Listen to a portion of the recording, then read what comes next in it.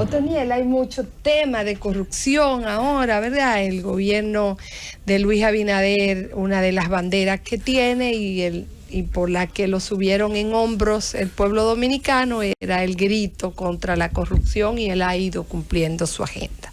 Se acaba de destapar un gran caso, ¿cómo es?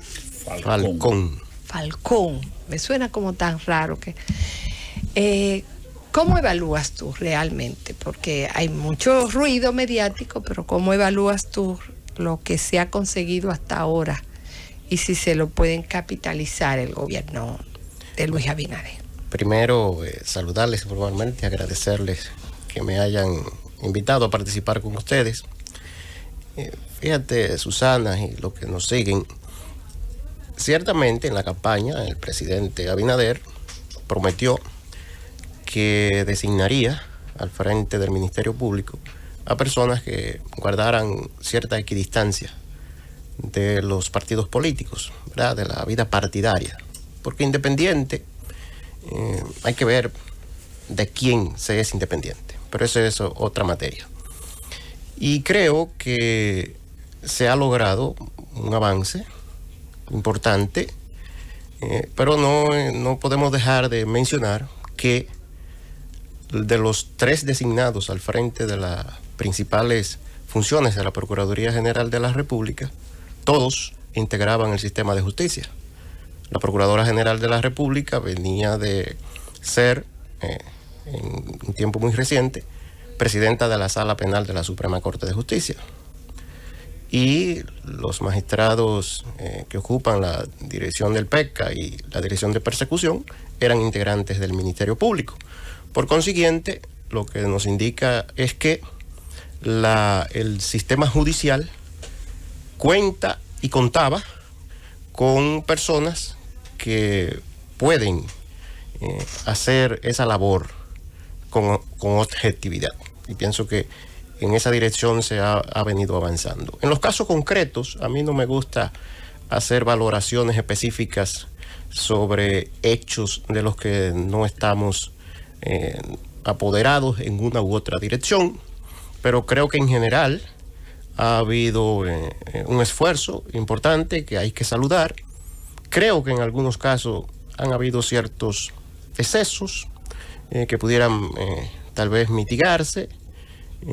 Por ejemplo, yo tengo reparos sobre la forma en que se trasladan a los procesados, que no representan ninguna peligrosidad para la sociedad, con un casco protector, un chaleco y estas cosas, que han estado reservados a delincuentes de alta peligrosidad, como los extraditables, personas que estén vinculadas al narcotráfico, que justamente es uno de los eventos delictivos que ahora se está, con el último caso que usted refería, el denominado caso Falcón, que veía que fue designado con esta denominación, aludiendo al juez Falcone, italiano, que fue asesinado mediante la utilización de dinamita en su país porque había perseguido y desmantelado a las principales mafias de Italia.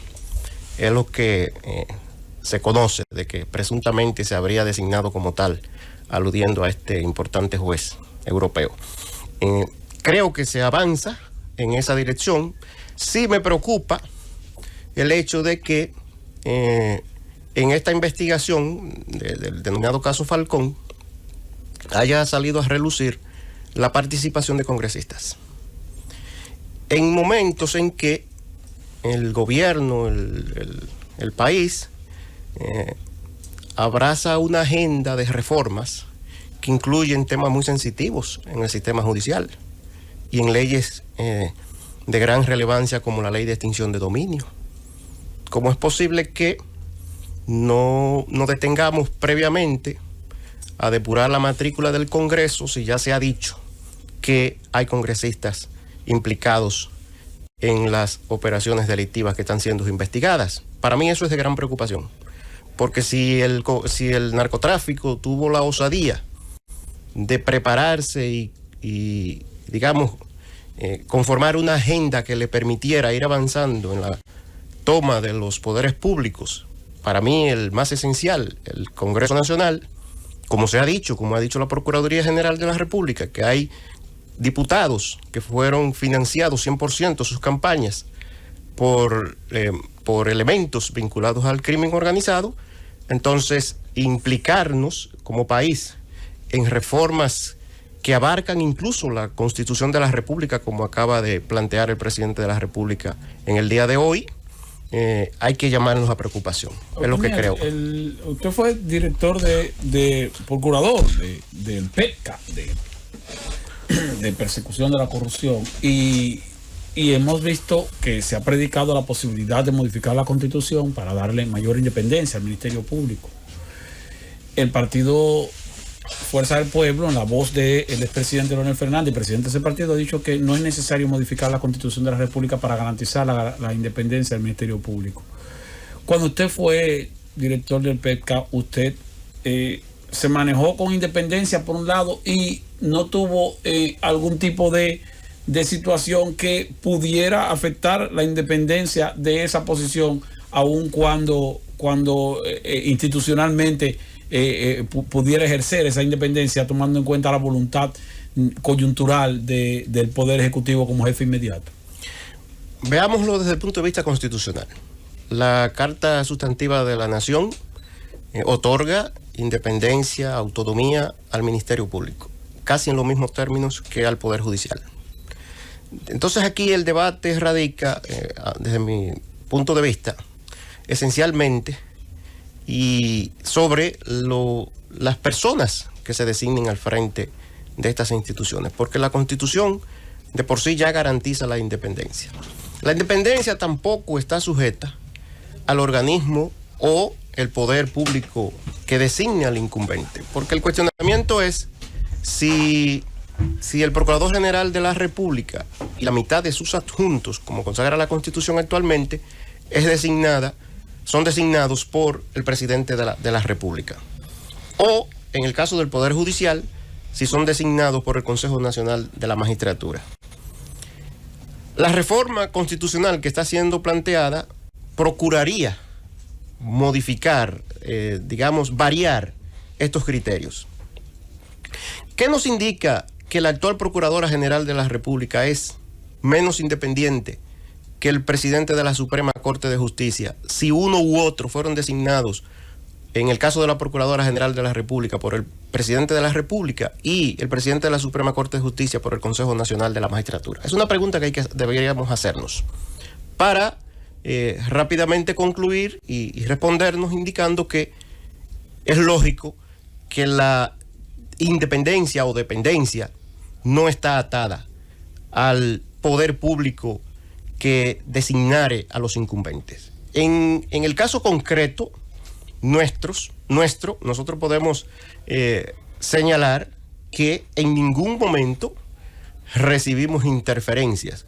Las decisiones que en la Procuraduría General de la República de entonces se tomaron eran de la exclusiva responsabilidad de sus incumbentes. En caso del Procurador General de la República y de quien tenía como Procurador General adjunto la dirección de la oficina que estaba a nuestro cargo. De manera que, igual que como ocurre ahora, pero veíamos, y ahí hago, el señalamiento, lo aprovecho para indicarlo. El artículo 138 de la Constitución de la República establece que los órganos y poderes públicos deben actuar en coordinación.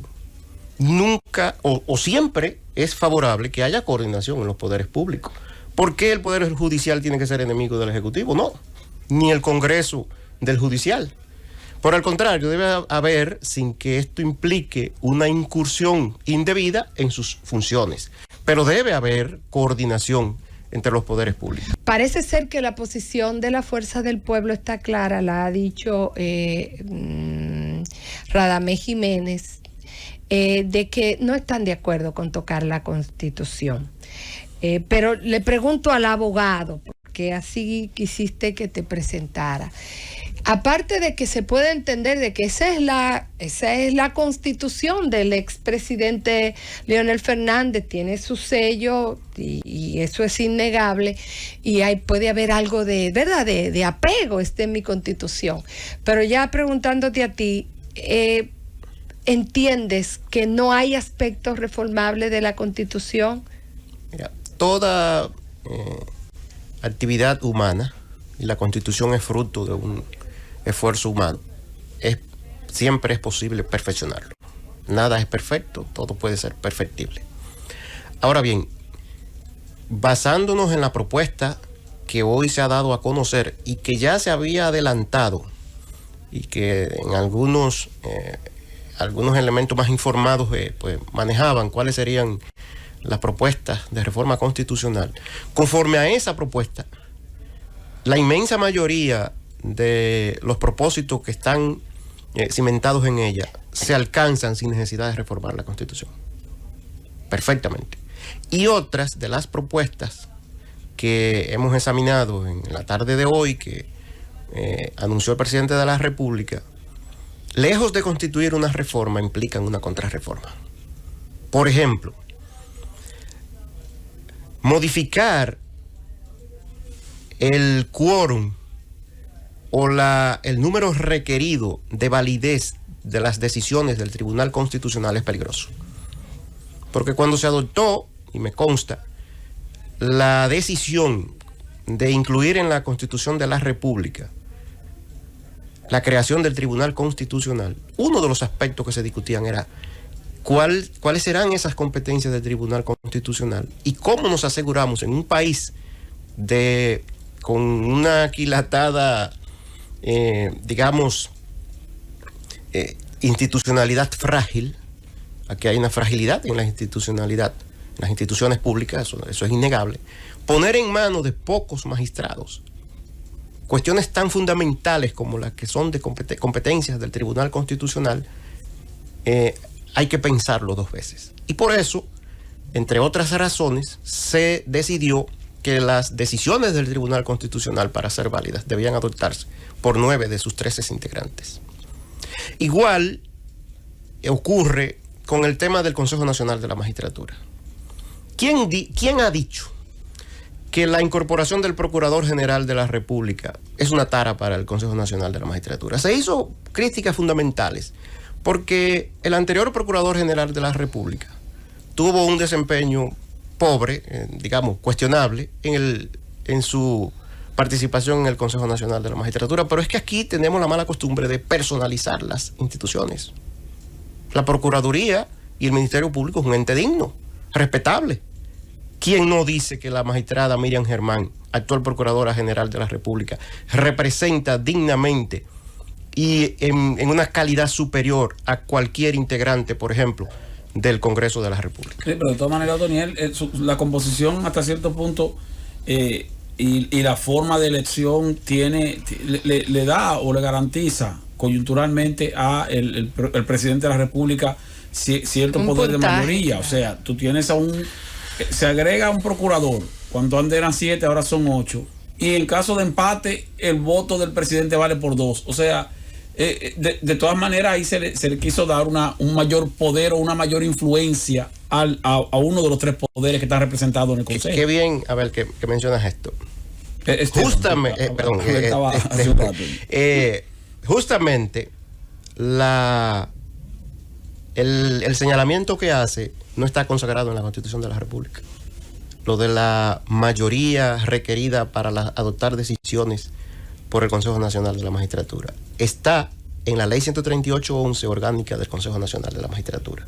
Lo que viene es a darnos razón, y a los que hemos venido señalando en esa dirección, de que para modificar la capacidad que tiene el Consejo Nacional de la Magistratura para adoptar decisiones, no hay que tocar la Constitución.